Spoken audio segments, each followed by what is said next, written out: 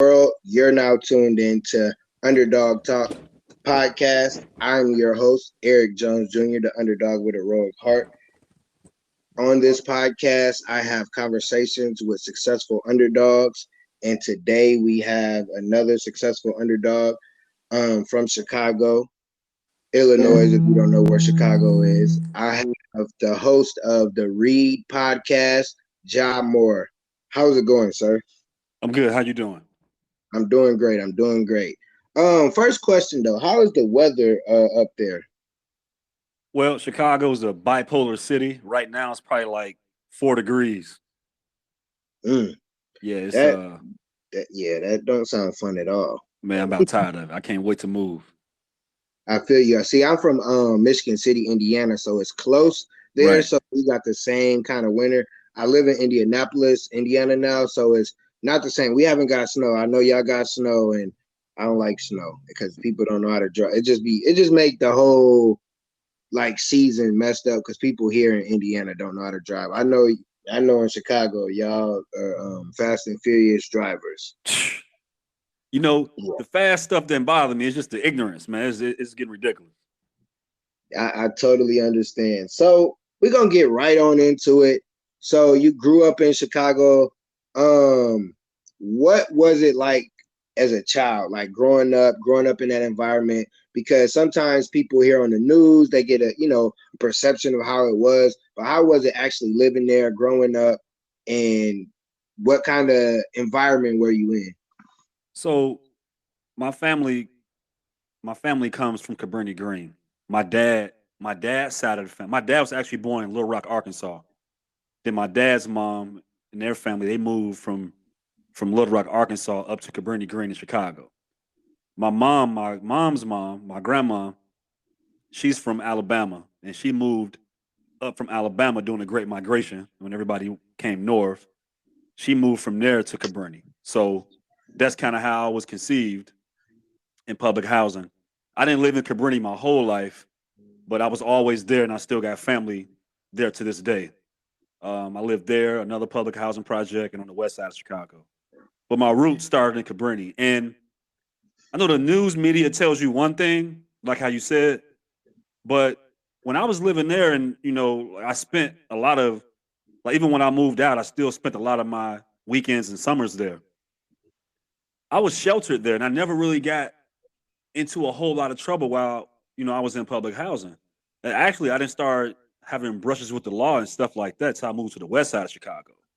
Mm, But Cabrini was a fun place to live. We had a lot of activity, a lot of things to do, um, a lot of challenges. One of the things that was most enjoyable, Cabrini was only probably about 4 or 5 blocks from the downtown area. It was literally smack middle in the Gold Coast Lincoln Park area. You can really, from the building I lived in, you can throw a rock from the building and it could hit downtown. Like we could run from the building and be on Michigan Avenue. It was that close. mm, So Chicago had a lot of housing projects, but Cabrini was synonymous, of course, because of the crime, but it was also synonymous because of the proximity of all these rich areas that it surrounded. So he provided a layer of learning and a layer of experience that you can get nowhere else because of where it was located. Like seconds from the lakefront, the shopping areas, the metro areas, and then it was, these big red and white depressing buildings in the middle of all of that. So it was a fun experience. understand, and I definitely know like going to Chicago, it's fun. Like growing up, I didn't start going into like in late '90s, early 2000s when I was like in high school, middle school and stuff. Where I remember like it was fun. It's like you said, it's a learn like you learn by living there because you could go down the street and it's violence, it's different stuff going on, but you go the other way, it's beautiful. You get to see all the stuff that you need to see, and it's like wow, it's like it's beautiful. It's a different perspective because sometimes when you live in the projects, you just got the projects. You don't got nothing else. You don't got, you ain't going down the street, see nothing beautiful. You got to go visit a family member across town or whatever. What side of town is that on? Well, Cabrini, like I said, Cabrini is literally 4 blocks from downtown. Like So, it's okay, literally right there. It's right okay. there. And so, Isn't the go ahead, go ahead. I didn't no, mean I'm to cut listening. you I'm off. listening. Isn't the United Center close to there, or it was? No, so United Center is west. It's on the west side of Chicago. Now, the United Center is in the middle of other housing projects. That's right by United Center is near Henry Horner projects, and it's Okay, near another housing projects. They look similar to Cabrini, but they're more low rise. Um, okay. but for years, the reason why Chicago could never get an All Star game because United Center Chicago Stadium was right on Madison, across from the projects and the liquor store. That's all that was there. Was nothing else there. So that area is just starting to, look better than what it used to be. Unfortunately, a lot of the black folks been pushed out. But yeah, it was projects all over there too. Okay, yeah, I knew it was a project by the United Center. Okay, Yep. so you sound like you had the environment that could have took you left. You could have been going to jail, getting into the drugs, all those different things, but you didn't. It doesn't sound like you went that route. So what route did you go, and who did? Was there somebody guiding you? Was it somebody like, hey, this is the direction you need to go? Don't go, the direction of where you from? So I was kind of the child that had 1 foot in and 1 foot out. And I look back and like my mom was addicted to drugs. Like she's probably been clean probably a year or 2 years. She was addicted for like 25, 30 years. But I had a father who was shredded narrow, who taught me a lot of things. Now, there's some things he missed, but he did his best. So I had the best of both worlds, having a mother who was victim to the system and who had a father who taught me about white supremacy and taught me how to be a young black man in America. A lot of other kids didn't have that. And I had my grandmother, my mom's mom, who she was involved in politics in the 70s, and she was already kind of paving that way before I was even born. There were a lot of people that were instrumental in my upbringing. Like I said, in Cabrini, we had a lot of youth programs. We had more youth programs than any other place in the city of Chicago. So there were positive things to do on that end. And when you look at how the public welfare system just traumatized black folks in the 70s, it took down our sense of organization. So by the time I came around, the street gangs were kind of up in arms, but I distinctly remember gang chiefs telling us, like, man, if I ever catch you anywhere near this, we're gonna mess you up. Like you go that way. So we had a lot of people, even though we had negative stuff, there was a lot of people that was kind of keeping us, because I was kind of one of those kids where I was never peer pressure into anything. I liked adrenaline. I like drama. So the stuff I got into, I did it because I wanted to do it, not because somebody pressured me into doing it. And the crazy part is the generation before us that raised us, they didn't understand that kids needed therapy, which is why you see what you see now from some of the generations because they never got that trauma checked. And my trauma was never really checked till later on because the parents just didn't know. Like my dad, he managed two nursing homes where he was in charge of the mental welfare and being of people who had mental conditions. He got paid to do that, but he didn't get his son no therapy. So he Mm. just didn't know. And even though my grandma got me involved when I became a teenager, when I was 13, I got my first summer job working in City Hall.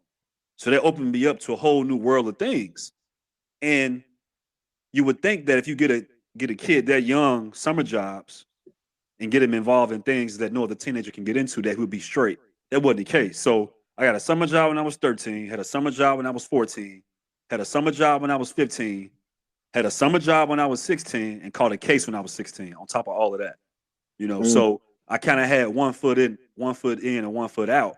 And I caught that case on the west side of Chicago where it was no type of organization. The west side of Chicago was the wild, wild west. It always has been. You had those certain blocks that was cool, but they didn't have those youth and community programs like how the public housing had. So on Friday night, or some of them nights when the public libraries close or the park districts close, you out in the street, right? And so it ain't hard to mess up. And I caught a felony case at 16 years old while having a government job. Mm, mm. Wow, I got a few questions from that. Wow, Yeah. that's so. My first question is how was it being 13 and into politics? Like, because I know for me, I personally never really cared about politics, never understood it until I became an adult. Because I thought it's just, oh, the president, the people in your neighborhoods or whatever. I remember kind of like you were saying earlier, it's like the older people that steer you right or whatever. You had people that were of power or politics. You just thought they were somebody from the neighborhood or something like that. You didn't really understand. But so as a teenager, 13, you live in Chicago, your friends, they playing sports, they doing all the fun stuff. You going to work at City Hall. How was that and what kind of experience did you get from that? So I am now. I'm 37, so I'm over almost 25 years. I still work for the state now. 25 years into it, and um, I was completely open to it at 13 because here I am. I'm still playing sports too, but between the hours of 9 and 5, I'm in the office while everybody else probably still sleep or chilling. And I loved it because it opened me up to a whole new world of things that I never knew existed. And Chicago is a political city. It's so political. I think when it comes to organizations in terms of the mafia, the gangs, and politics, it's all intertwined. Like New York has it one way, LA has it one way, but Chicago is all mixed in. So coming from Cabrini was a political, uh, it had political dominance because of the proximity to where it was. So a lot of prominent politicians came out of there. And the Young Democrats, you have the Young Republicans too, but the Young Democrats was an organization um, that was built to it was built for on the national level it was built for elitists, but on the local level it was built to pull kids in to expose them to other things. And it was built to pull kids off the street, you know? And that's how I came about. And so I'm 13, I'm making, $400, $500 every 2 weeks. Like, so I'm the when you that not a, back then it was a lot of money, ain't a whole lot of money now, but when you 13, it's a lot of money. So you basically essentially the plug for the block. Like, who got that kind of money ain't selling drugs?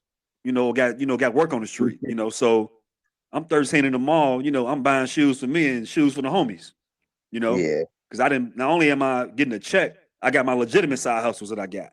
So it gave me a sense of it gave me exposure and it gave me uh something to build on.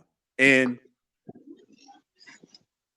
what it also does is it exposes you to how dirty the system is, right? Because we all know that. And so I saw all sides of it from the street perspective and from the legal perspective. And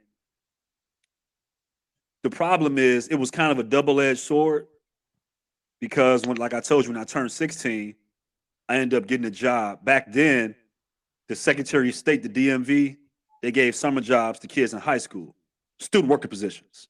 And you were allowed to work in a facility that processed driver's license while you were in school. So I did that. And a lot of power comes with that because when you're in that position that young, everybody wants you. And that comes with a government credential. I had a ID that said, Illinois Worker Secretary of State with my picture on there. My name on it was an official piece of paper. And I was driving at 16. There was times I get pulled over. The police see that, they let me go right away. So that goes to your head. So when I was out running around on the west side, thinking I was untouchable, I got caught up in something I wasn't even supposed to be involved in and caught a Mm, case. Luckily, I didn't lose my job because I played it right. But that just goes to show you when you really don't have control on your kids, they'll run. And so I had people around me, my uncle, my grandma, my mom was still strung out. By the time I was 16, I was kind of detached from my dad, so I didn't see him a lot. But my uncle and my grandma, they were positive, but they didn't have the energy to keep up with a 16-year-old because I moved real fast. So I was making money, you know. I was 13, making 400-500 every 2 weeks. Now I'm 16. I'm pulling that in double the job I Mm. got. So uh, that's kind of what it was. Great learning experience. Um, and I wouldn't change it. Totally. I totally get that what you were saying, like being young, you got the money, like especially at that age. Like I think for me, my friends, we got a job around 15, 16, but being 13 Yeah. and making a couple $100, I totally understand it going to your head. Then you like, hey, I work for the government. I ain't even gonna get in trouble. Ain't even nothing gonna happen to me because I'm cool. And you got that, and then you got beside yourself. You what they say, they give you an inch, you took a mile, and then luckily nothing major happened to you, but that was a learning lesson for you. Like, hey, it don't matter that I got this or I work here, I still can get in trouble. And I think sometimes young people, they they might be like, oh, well, my mom is this person, or my dad is this person, or my uncle, he a police officer, whatever the case may be. And they think they can get out of it, and they still do stuff that they're not supposed to do.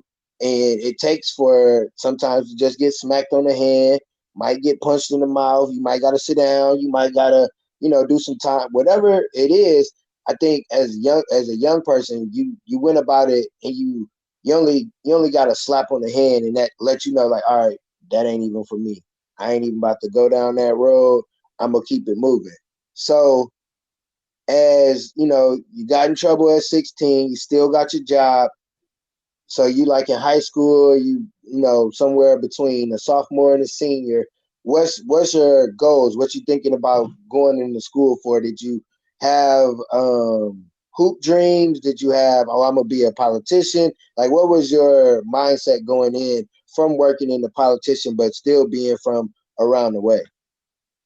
And when I caught that case, that was life changing because now, let me back up. What it showed me was how racist the system was. And the night I Mm, got arrested, they looked in the system and saw where I worked. So I'm like, oh, they finna let me go. So there was a lieutenant. He came in. This is what he told me. He says, "You ain't going nowhere." He said, "My daughter needed a summer job, a student worker job. She couldn't get one. Here you is. You going down." He told me just like that. And dang. what it was they could have charged. They could have said, "You know what? Y'all cut it out. Y'all go home. Y'all go this way." It could have been as simple as that. To me, that's real policing when you're dealing with kids. They charged us with strong armed robbery and battery, the maximum for what had Mm, happened. And I got so big headed that night, I still could have got away. But what happened was I had to drop. So what happened was when you're 16 in Illinois, you can possess a firearms card. So I had a firearms card, and we all had guns on us that night. But my generation, we like to fight. We never just really pulled no guns out. We had them on us just in case, but that was never the first option. So that night, we all was strapped. So, um, man, some long story short, some dudes got beat out of their shoes, and I kind of walked into it. But when you out there running around, you guilty by association. You got to help. So after it was all said and done, I was like, man, give me all the pieces. So I took them to because what it was Chicago had gang wars, but Chicago had mm, race wars. So mm. there's a lot of times it was blacks versus Mexicans all over the Chicago. So that happened that night. So I was like, all right, I need these guns because the police come, we cooked. So I got the guns. I took them to a spot to some Puerto Rican homies that was a little further north. And one of the dudes that we beat up, he had a bike. So I took his bike to get away fast.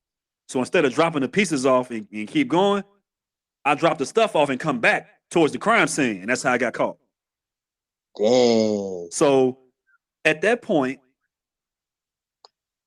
I'm in school. I'm trying to play ball, but I can't focus because it's some real gang stuff going on and I'm in the middle of it. And these cats, they wasn't liking me. I was calculated. That's why I was able to stay out of trouble for so long.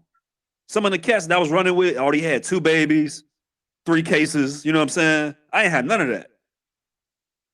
And I was still kind of around the element of trouble while I'm going to court every month. And I'm on home confinement. So now I can't even be involved in a lot of extracurricular activities because the judge put me on pretrial home confinement. I had to be in the house by like 4:30, 5 o'clock. And I'm like, man, that's my first case. Like, what's up? And I realized then they trying to slam me. So while I was going to court, man, long story short, they were sending me offers. The probation officer checking on me at school. I'm getting into other stuff and I'm trying not to get in. I had a lawyer. He was a Jewish guy. And they always say get a Jewish lawyer. But this lawyer happened to be a public defender also. I just got lucky and got assigned to him. And he was like, hey, Jarrell, we're going to beat this case. Because the description of them is a black male with a black headband. We had a high school homecoming football game. Everybody got that on. This 2001. So, man, I look up like 90 days later. I called down to the juvenile detention center to talk to my attorney. He got fired. Wow. They like removed him off my case with no questions asked. So I look up. They sent me this black attorney. Before he even introduced himself, he like, man, you need to plead guilty. I'm like, man, hold on. I've been fighting this case 90 days. You don't even know my name or nothing. You ain't looking me in the eye. That's the first thing you're telling me, right? And I was essentially, man, my own Johnny Cochran because I ain't had nobody in my corner. My mom was strung out. My dad, I was surprised of because my dad was real pro-black and real like militant growing up. Yeah. When he saw the situation I was in, he completely did a 360. Like he was scared and I ain't had no fear. I'm like, man, get out of here. I'm not pleading guilty. 5 years probation, me being 16 where I'm from, 16 to 21, I'm bound to get in trouble. I ain't never taken that deal. And I tell guys all the time, when you in interrogation, close your mouth. Because I could have snitched. I took the case though. Because I knew they ain't really had nothing. And I had got rid of the guns already. So I'm like, I'm good. You know? So, but they slammed me. And I end up, long story short, they end up giving me, I pled guilty, but on my terms and conditions. So I ended up pleading guilty to 2 years probation with a condition, anger management, and some other community service type stuff. And I played the system basically because I knew like I needed to move on with my life, and it set me back. Even pleading guilty early, taking an early deal, it set me back so many years. And this is what I learned from that. I pled guilty after my 17th birthday. My probation officer was real cool. On my 18th birthday, I went back to court for motion. She told the judge, like, look, this ain't one of them type of guys. I knew how to carry myself. I never wore my pants off my ass. I knew how to play the role. She's like, look, this is not one of the guys we need to be on. He's good. He's committed. He's completed all his post-trial stuff. In no world do probation officers, especially that's white, motion to a judge to release a black kid off probation. So I got released a year early off probation because I knew how to play the game. So I got off probation a week after my 18th birthday. So I'm thinking I'm good. I still got my job as Secretary of State. I got my second job at Foot Locker. My background is clear because ain't nothing showing up. And I got a felony. So, and I'm still carrying weapons and stuff through all this time, not even knowing. So when I was 21, I went to renew my firearms card. I got a nice little letter from state police told me I was denied. It's 2005. And I wasn't eligible to get a firearms card for 10 years because of my background. Wow. And that's when it hit me. So luckily, I did some legal research. There's a provision in Illinois law that says if you're adjudicated with a felony when you're 16, you're exempt. I got lucky. If I was 17, I'd have been done. So I was exempt from that law. And as long as your case was 5 years after your last court date, you could get your record fully expunged. So I got my record fully expunged in January of 2009. So it has to be 5 years after your last court date. My last court date was March of 03. So I finally got a full expungement January 09. So this is what happens with that. I had a a juvenile record and an adult record. You can't get your juvenile record until you're adult. You can't get your adult record expunged until your juvenile record is expunged, right? So I had the felony, juvenile felony, robbery, and I had a misdemeanor trespass as an adult. It was nothing. It was thrown out. So I go to court. I got my 3-piece Armani suit on. I play the role. I go into juvenile court. The sheriff, he comes out, he calls my name. I said, right here. And he like ignores me. I'm like, I'm right here, Jarrell Reed. And he thought I was the attorney because of the suit I had on. He didn't know I was the defendant. He's like, oh, correct this way. So I go in, white judge, it's a black prosecutor. I filed my own paperwork, my own motion. I had no attorney or nothing. Paid the fee. I went in. The judge was like, well, I'm inclined to give you a full expungement. The black prosecutor was like, she went against it. She was like, well, the nature of this offense, he was like, I remember her name was Janice. He was like, Janice, this kid is in a 3-piece Armani suit. He got a government job. He ain't been in trouble since. The probation officer even motioned for his probation and release early. I'm giving him a full expungement. Done. So when I was exiting the courtroom, I called her a bitch. I'm like, you black bitch. So right after that, I went to adult court. Which is at Cook County Jail, and I motioned to get my adult record expunged. Because now I'm trying to get in law enforcement and start carrying guns legally. So I get in there, a white judge, his name was Paul Beeble, and it was a Hispanic prosecutor. So the prosecutor, before I go in front of the judge, he calls me and says, hey, you can't get this record expunged, even though it's misdemeanor. You can't get this expunged until your juvenile record's expunged. I said, it's done already. I gave her the paperwork. I said, it was done an hour ago. I ran to the courthouse soon as it was done. She was like, oh, that's Judge Terrence Sharkey. He was the judge that trained me. I'm like, yeah. So I gave her the paperwork. I went before that judge for the adult record, got it expunged. So I kind of fast forwarded a lot to kind of keep the time down, but that took almost 6 years out of my life waiting to get my record expunged when I could have been doing other stuff. You know, there were times when I was probation, I snuck out of town. You know, I was across state lines. Like it takes, even though I wasn't in jail or doing prison time, being on paper, it takes a whole lot out of you. And I was lucky enough because I knew how to maneuver the system and work the system a little bit because those summer jobs exposed me to all of that, being around lawyers and judges and cops and stuff like that. So I knew how to talk they talk, even though I knew the street stuff too, you know. So I tell young guys that all the time, man, no matter what circumstances you come from, you know how to carry yourself, you can get out a whole lot, you know. So that's kind of what my teenage years and my young adult years was. I couldn't play ball even though I had the talent because I was, you know, wrapped up in a lot of other stuff. But I wouldn't change that aspect of it other than getting in trouble. Definitely, I definitely understood that, and I'm glad you like explained that because it's a lot of younger guys. They, oh yeah, I got looked up. Oh yeah, they brag on being or doing stuff, but you don't understand the process of that paperwork on your head. It's not cool at all. They can control you. They can tell you when you can do this, when you can do that. You didn't even, like you said, you wasn't really even in trouble. It's just that it was there and you had to go through that whole process, wasting time, going money, there. thousands of dollars. Oh yeah, it's a couple hundred when you ain't even getting in trouble. I got arrested when I was 19 years old for an ABC violation. It was a couple $100s to get that and all this stuff. And it's like they want us to be in the system. They want to have control of us. They want to say, oh, you on probation. Oh, you got to wear this ankle monitor or whatever. Like I know a young dude, this is crazy. Like he just got in trouble for particularly the same thing you got in trouble for, a little worse. He's 6, I think he's 17. They're trying to try him as an adult. And it's like they're trying him as an adult. This is first offense. They're going to try to hand him everything unless he has the right people or like you did. You research.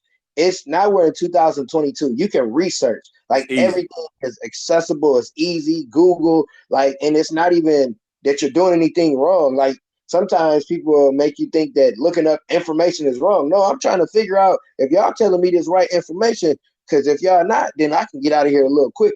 I can, So I like that even as a young person, the things I took from that, you was exposed to the right people, even though the people didn't look like you was exposed to knowledge that helped you when you actually got in trouble. But you also did the research because they was like, oh well, we're gonna just throw him somebody. Oh, hold on, he got a Jewish. We know how they run. Like, take him off there. Go give him somebody that just working to be working. And you had to go and research your family. Like, nah, man, go, you about to be guilty. They ain't even, nah, whatever. And you did it upon yourself to make sure that you were able to not, I mean, you was in trouble, but not to get in so much trouble that you weren't able to do anything, even though you was in that environment. Because sometimes when you're in that environment, you got one foot in and one foot out, but the foot that's in is on the wrong end, and that'll mess you up in the long run. And I'm so glad that you were able to go through that, but understand what you had to do. You understood, hey, I messed up. Let me not do that again.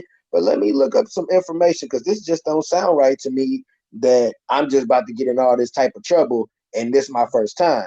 So you explained that, that's your early childhood, not early childhood, early adulthood, your teenage years. So now you good. Everything clear, you're able to get your firearms, whatever you're doing. So now what are you doing? Did you take the politics and run with it, or did you So I go end ahead? up taking the politics and running with it. And that's something I look back on because when I was 18, like I said, I was 18, my record wasn't expunged yet. But I ended up getting a part-time job. I was playing junior college ball, but I ended up getting a part-time job at Foot Locker. And the crazy part about it is, I always wanted to work in shoe sales. I had been trying to get in Foot Locker my whole life, even when I had the summer jobs. And no black people would help me. It took a white guy, one of my mentors. He went to Moody Bible, which is a Christian college. It was right 2 blocks from Cabrini, and that's how I met him. But he worked at Foot Locker. He used to hook me up all the time. And I remember when he was graduating, he hooked me up and he got me on. And I ended up working at Foot Locker. And so I came at the right time. I was at a corporate store. I was 18 years old, and I'm 37, and right now I got a lot of energy. Then my energy level was ridiculous. So I ended up becoming a stock manager in like 4 months. No sales experience, no stock experience. I ain't even 19 years old yet. And a lot of people was hating on me that worked that been there, years. So I ended up becoming a stock manager. I'm 18 years old. I'm in charge of $1 million worth of stock. I still got my little job at Secretary of State. I'm still involved in politics a little bit, but that was my moneymaker. So in 2004, Foot Locker acquired the rights to Foot Action. They bought Foot Action in '04. And I remember I'm like, look, if I stay here, I'm not gonna last long because people are already looking for my demise, and my managers that hired me about to be promoted. So my first manager became the DM. So now I don't have access to him no more.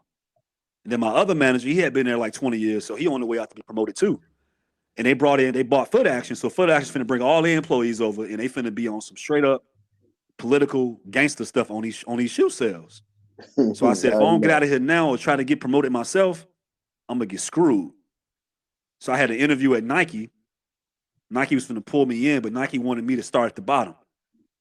And my ego, once again, was like, man, I'm the stock manager at Foot Locker. I can work the sales floor when I want to.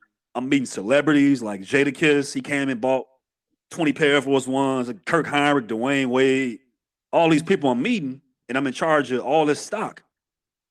And I should have just quit and went to Nike. I stayed loyal to Foot Locker. I stayed loyal to Foot Locker and ended up quitting anyway because I saw what was going to happen. So Nike tried to get me, recruit me like 2 more other times. Because I was so far into politics, I turned them down. And I shouldn't have did that because I remember back then, Nike paid 8% sales commission. So I knew cats that was down there at Nike back in the 2000s. They was making 40 grand a year part-time because it was that sweet back then. And you remember back then, if you didn't go to the store to buy the shoe, it wasn't no offer up, East Bay, it was no eBay, it wasn't none of that. It was at the store and that was it. So it was a real sweet lick to Oh, work. I know. And by the time Nike tried to come get me another time when I was like 21, 22. And I turned them down again because at that time I worked in City Hall full time. My two kids were small, and I was involved with Young Democrats. I'm traveling all over the country. Kind of attached to the Obama campaign, like a little bit, not like in the middle of it, but on the tail end of it. So, yeah, I didn't. Looking back, I should have went to Nike. I should have did it. But I'm satisfied with the political outcome because I've been able to work for the state. I work for the state now. Um, there's some things that I know that cops and lawyers don't even know because working in government is so layered. These people, they'll hide things and it's right there in the open, but you don't know it. Like even with this COVID stuff, people have no clue what they're indulged in. They have no clue whatsoever. Some things I can't talk about because I've signed, NDAs and all of that. But if we don't arm ourselves with this knowledge of policy and law, black folks are gonna be left behind. And like I said, I've worked for City Hall, I've worked for Cook County, I've worked for the state, I've worked for Department of Corrections. I was a correctional officer. I've done that. Um, I've worked for local Homeland Security, all these different entities that I learned from. And I never went to college for 4 years because I was always working. I'm glad I didn't because I would have racked up so much debt and I would have missed out on the real knowledge. Because even if you take a political science class at school, it cannot prepare you for being in real politics. I guarantee you. I don't care what prestigious university you go to, how much money it costs. Unless your professor was a city council member or an elected official, they cannot show you what it really means to be in politics. You got to be actually in it. And I'll argue that down with anybody. So that part I'm grateful for because once again, it was the exposure that I couldn't get anywhere else, nowhere else. I I, I don't mean to cut you off, but I like But go ahead. Yeah.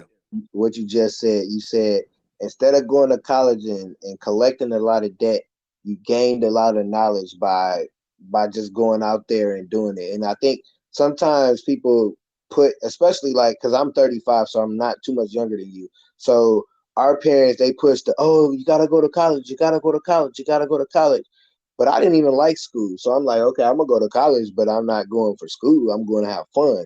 Right. And I don't have a lot of debt like a lot of people, but some people have a lot of debt and they can't even do nothing with the degree or they didn't even finish school and they're years behind because they thought this piece of paper was going to get them somewhere. You went to the people that not necessarily what you wanted to do, but you've been doing it so long, you've been gaining knowledge by asking questions, being there, doing different jobs, and now you know a lot of stuff that people that go to school don't even know because it's not in the books. It's something you got to see. Is you got to experience racism or you got to experience whatever you got to experience, and that's how you learn things. People think going to school always get you because if you think about school right now, when you're going through kindergarten through 12th grade, all you need to do is learn how to read and write. Right. Everything else you can figure out on your own or you can experience. Like I'm not against college if my kids say, well, my daughter, she's 16 and she wants to go to college. And I explain to her, go to college to get the knowledge to be your own boss. Don't go there to get some information and you just got this piece of paper and it really don't get you nowhere. And that's kind of like what you did. You went to college, you just didn't go to a university. You went to Life University. And you were Exactly. able to gain the knowledge that you able to see and know and all these different things because you went a different route. Everybody want to go, let's go to this 4-year school, but then when you get out of school, no matter if you graduated or not, guess what? You Sally Mae is in them pockets. She's in the Exactly. And that's the thing. You're gonna spend 80 grand for when you graduate for a $50,000 a year job. pockets. And I find it really, it's like we still slaves because you can go to a bank when you turn 18 years old or Sally Mae or whoever with your daughter or your son, and you'll walk out of there with the financial money you need for school. But if you go to that same institution to go get it, a property loan or business loan, you can't get it. It's crazy to me. And like my daughter wants to go to school, my son doesn't. I told him, I said, hey, when y'all turn 18, I'm gonna give y'all property. Why would I give you debt? That makes no sense. I love it. I I'm gonna give you love some it. property. I'm gonna take the debt out on my credit, and I'm gonna give you the residual. And I'd rather pay 20 years for a piece of property or 10 years than be paying 30 years for some doggone college. Man, in 40 years, colleges won't even be here no more. It's, all this stuff gonna be online. Universities won't even be they'll be a thing of the past. Hey, I love that. Like you said, hey, when you turn 18, I'm gonna give you some property because us our age, our culture, our parents, the generation before us. When you turn 18, you go to school and you get out of my house. That ain't how it's supposed to go. I Exactly. love that you said that. And for me, my son, because my daughter is she's older, she's like my stepdaughter, but doesn't take away from anything with her. So with her, the other day or a week ago, she was talking about stock, and I was like, okay, I don't know a whole bunch about it, but I know all these YouTube videos. I know these people I follow on Instagram. I sent her a video. She was able to get her own stock.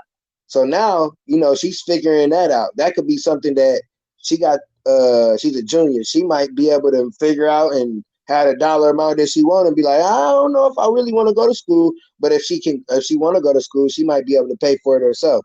My son, I got him his own business. It's a clothing line. I put it in his name.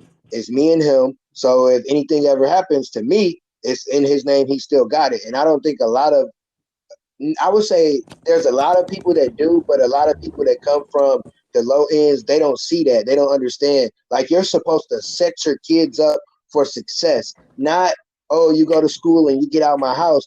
Because think about that when we was kids. Oh, we 18, we got to get out. We don't know nothing about nothing.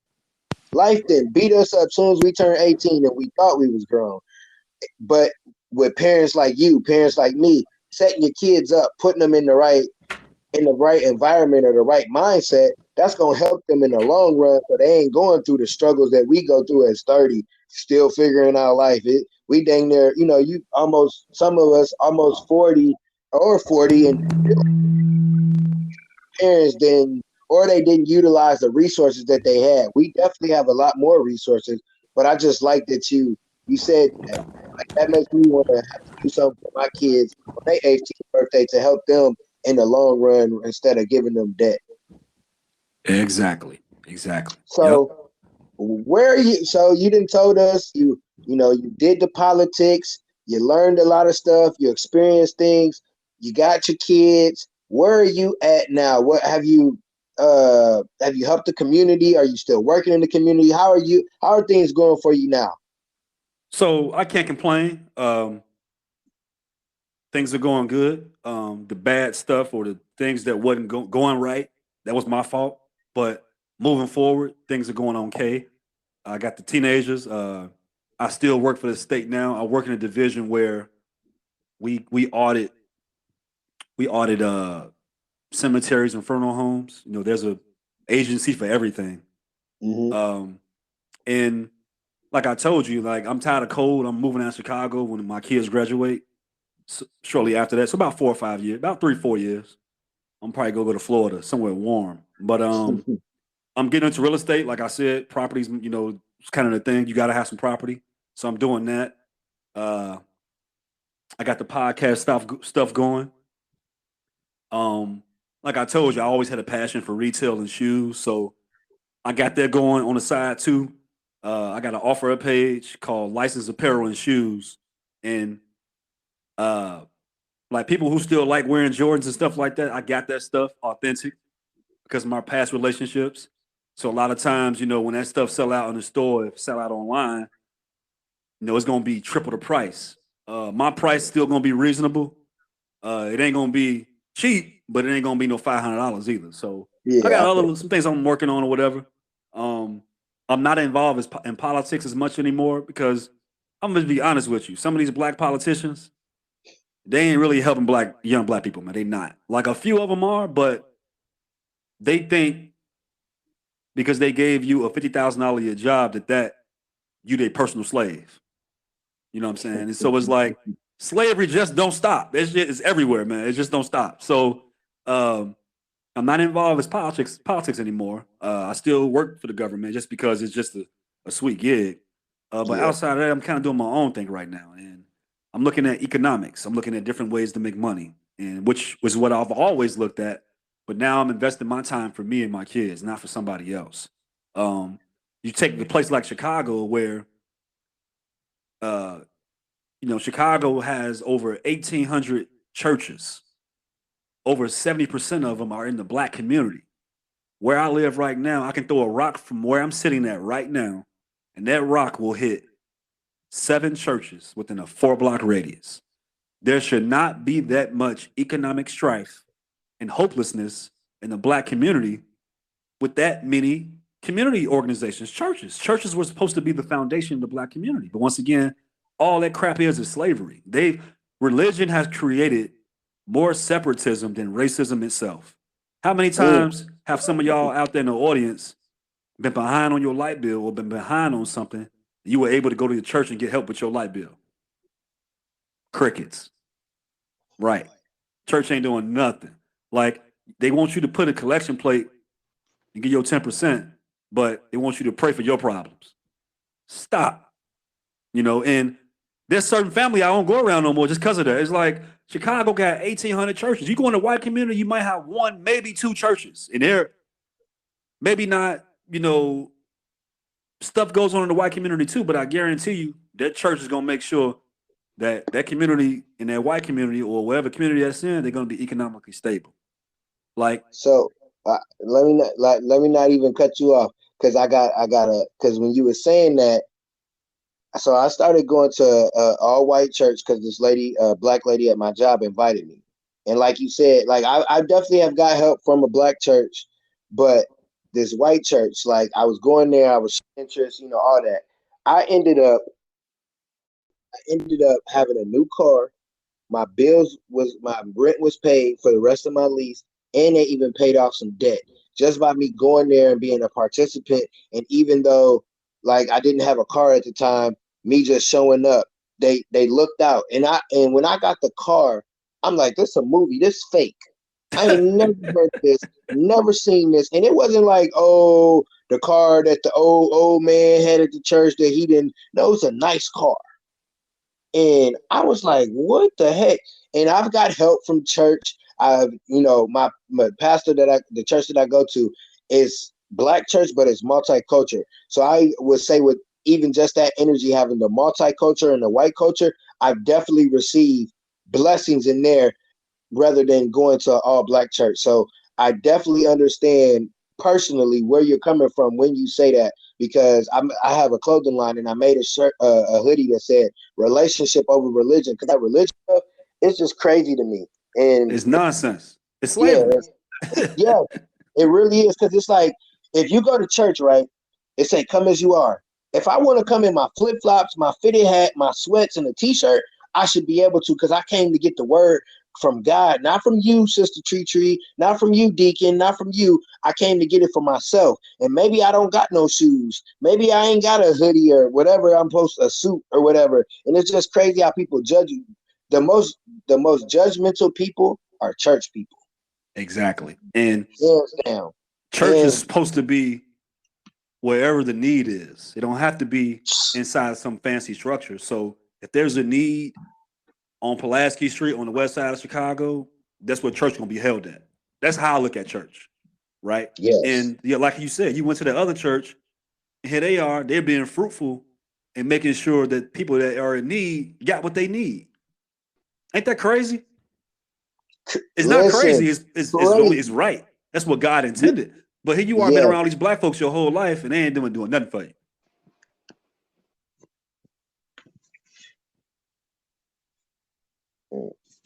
yeah, that's like I don't even like you're making me like really, really look at it. I think this is the first time I've had a conversation like out in the open about this. Like it's crazy.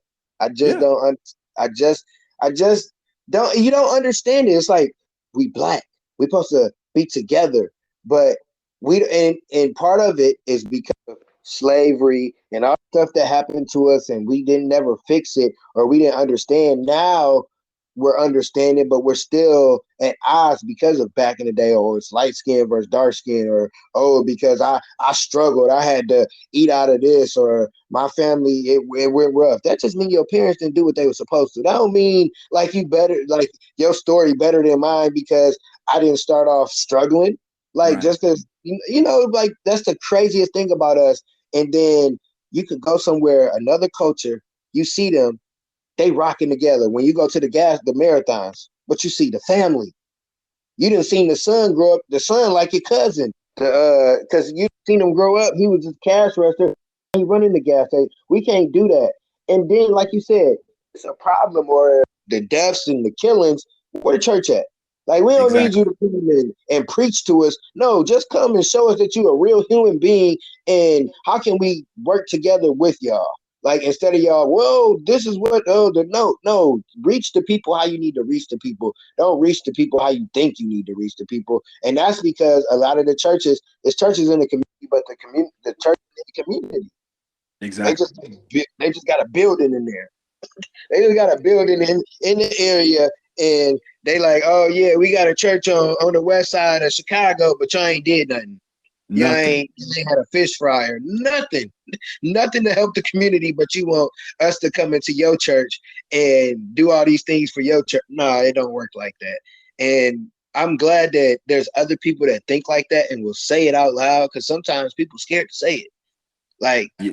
about about our church. Like religion is it's made up. It's not even like it doesn't even make sense to make it real. Like to go off this religion and all these different things that why am I listening to you? What have you done in life? Oh, because you went to the church school. I'm supposed to just listen to you. Nah, you because most of the church. Never mind. I ain't even gonna go into what the church do. I'll be on here too long. But I definitely glad someone else understands that. And then I'm glad you understand like the government part of it. Like we see the TV. We watch the shows and you kind of see it, but when you actually live it, you get to see and you like, man, I don't know. This ain't really what it's supposed to be. And it's hard to make changes because everybody not on board. So um with that, what's your podcast about? Like what when people listen to your podcast, I got the link, I had a link and everything. What are they getting from your podcast? Because you have a lot of information. You similar. It sounds similar to me, but what are they getting from your podcast? For my podcast, I cover an array of subjects, and I hate to be kind of all over the place, but I would be doing a disservice to the people that look like me that are in my age bracket if I didn't share some of the stuff that I've ascertained over all these years. So I've been able to rub elbows and be in the back rooms of places where I was the only young black kid in there, right? The job I Mhm. got now, where I work at right now, in my little small department, I'm the only young black guy there, right? So my podcast is about the information, right? That's first and foremost. It's about the information that you might not learn elsewhere. That's what I'm about off the top. Then my YouTube channel is the same thing, but with the YouTube channel, I like to visually uh people who are artists, and not necessarily rap artists, but people who just artists in their own right. You can be an artist by you know being a good reader or a good typist. So I like to give people that exposure who might not get that exposure elsewhere. But I'm about the information, and the information is not being shared with you like how it should be. And I'll give you an example of that. And like I said, I don't like to get in those COVID arguments. I don't even talk about that stuff. But I'm gonna how you look. Just look at this. If COVID is supposed to be about the health and welfare or safety of people, to me, this should have been done already. It's taking entirely too long, right? It's too much Mhm. crap going on. And so the reason why I say that is if it's supposed to be about the health and welfare of people, why is the COVID vaccine on the stock market? And I bought Mm, it when Moderna opened last year, opened at $52 a share. Now it's over. almost 400, about 350. So if it's supposed to be about getting out of this pandemic and the health and safety of the people, it shouldn't be about money. It should only be Yes. about money. So people can't even see that. They so in a rush. Like I said, if you want to get the shot, cool. That's your thing. You know, I work for the government. I ain't even get one. You know, it's ways around it. But you gonna put some in your arm. We've been putting foreign substances in our body for years, black people. You gonna go get a shot. They gonna pay you for a shot, but all the white boys and all the Republicans and white supremacists like, nah, we ain't getting no shot. We finna make some money off this shit. They on the stock market. Why you getting a shot? Wow. Wow. So, with that being said, yeah, make sure y'all tune in to his YouTube and his podcast. That's the kind of information we need. Like, I'm sitting over here like, hold on, ain't nobody know that? Like, it ain't like I just like I still, around the way, hang out with my homies or whatever. But I know some people, and ain't nobody even mentioned, like, nobody know that. Like, that's crazy. That, and you wouldn't know that if you weren't in the rooms, or if you weren't, if you were, when you were 16, if you would have just been like, oh, skip this, I'm gonna take the plea, I'm gonna do whatever they tell me to do. But you went about it your own way. You said, let me do a little research. Mm-hmm. Wasn't for that, for you getting out of that, not getting in major trouble, you might not have had that. You might not have had that job. They're like, oh no, we can't hire you. Oh, you done for. Yep. Since you weren't, and you were able to, now you see and learn different stuff that can help your people, which is very powerful. And it's not like, oh, he coming up with some no, it's actual stuff like These that. facts. Well, I That got paperwork for all of this. I don't just talk. no, that is like mind blowing that the vaccine is on the stock market, and You can they look at the stock quote up right now. I think Moderna's stock quote is MDRA. Look it up right now. Yeah, oh my gosh. Oh, that hey, so it's people making bank off that because everybody want to get the vaccine. You can't go to a concert, you can't go to football, basketball. They are oh my goodness. It's a game. It's all a game. And when you think about it, I'm gonna say this last thing, when you really think about it, slavery was psychological warfare, right? Which is still going on right now. Drugs were chemical warfare, right? So if slavery was psychological warfare and drugs were chemical warfare, the food has been part of chemical warfare. These different chemicals and medicines is biological warfare. It's all the same. It's a trifecta. It's all the same thing. Psychological, chemical, biological. That's all it is. Yep. And a lot of people like that's why I don't really get into all the roo and all that. We ain't gonna, I'm not gonna stick on the subject, but it's just you just can't. But then now I'm about to be looking up. I'm about to be researching. Like, hold on, what's really going on here? Don't get into no arguments. Make your money. And when people say you make money and be like, "How'd you do that?" Like, while you was over there doing that, this is what I was doing. Yep. Yep. That's crazy. So, do you have any other ways people can reach out to you besides your podcast or your YouTube channel? Do you have anything else going on? So basically, right now, like I said, YouTube is at In Perspective TV. Apple, Spotify, Anchor, Google is a Daily Read podcast.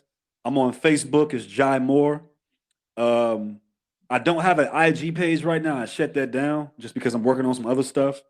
But right now, those three places, I'm actually on YouTube more than anything. And you can you can comment on some on YouTube and I'll see it, So I'm very accessible. And then if it's something that you got a question about or something you want me to help you out with and it's really robust, I'm there. I got you. I'm very accessible. Like I said, I'm on Facebook. That's what I'm working on right now. There's some other stuff in the works too, because I'm all about, information. And I'm all about really just trying to build up the Black family. And it don't got to be my family. It could be somebody else's family as long as I'm able to help. So between those three platforms, I'm very accessible. and I definitely will have the links. And like he said, he's accessible. So I had a last minute cancellation. I went to a podcasting group. He's the first person that wrote me.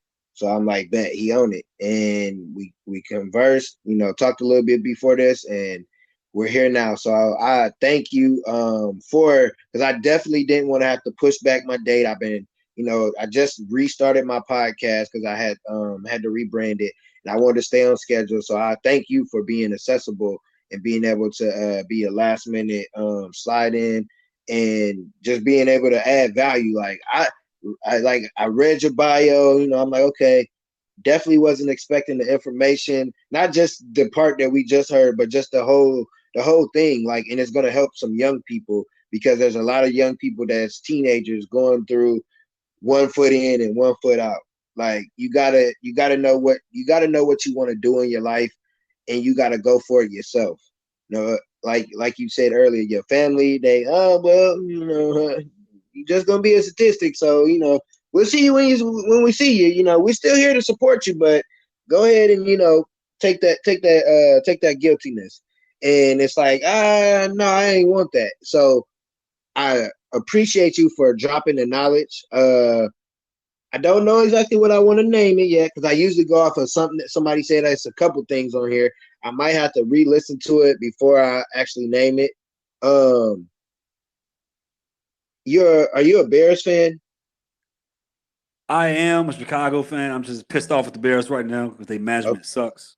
Okay, all right. I Yeah. just thought about that.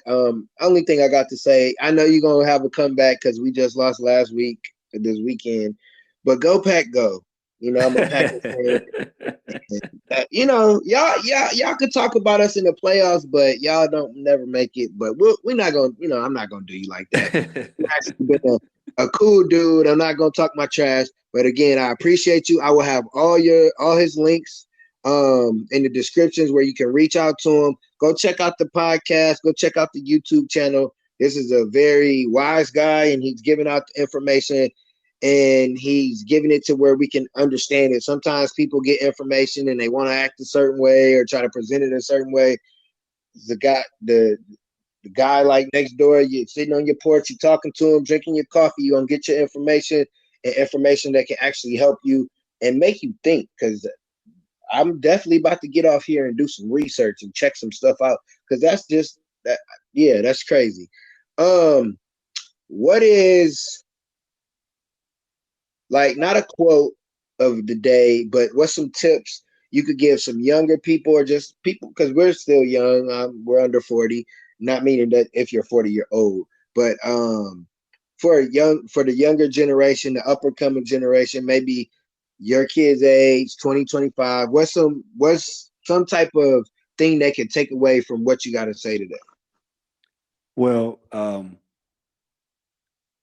tell young people, no matter what you're doing, be calculated and look at the totality of the circumstances. I don't care what it is. And when you do those two things, um, you'll be put in a good position to be very successful, no matter what you're doing. So be calculated and look at the totality of the circumstances. I love it. So I think I got the name. It's gonna be calculated. I appreciate you again, sir. I thank you for just showing up, because sometimes all it takes is someone just to show up and show that they support what you're doing. We don't know each other from a can of paint, but this was a great conversation. You can reach me on any podcast platform, Underdog Talk, email Underdog Talk Podcast. If you want to be on the show, if you know somebody, if you got any suggestions, we're on IG, we're on YouTube, we're on Facebook, Underdog Talk Podcast. Again, I thank you, Mr. Moore, for being on the show. And like my mom say, peace, one love.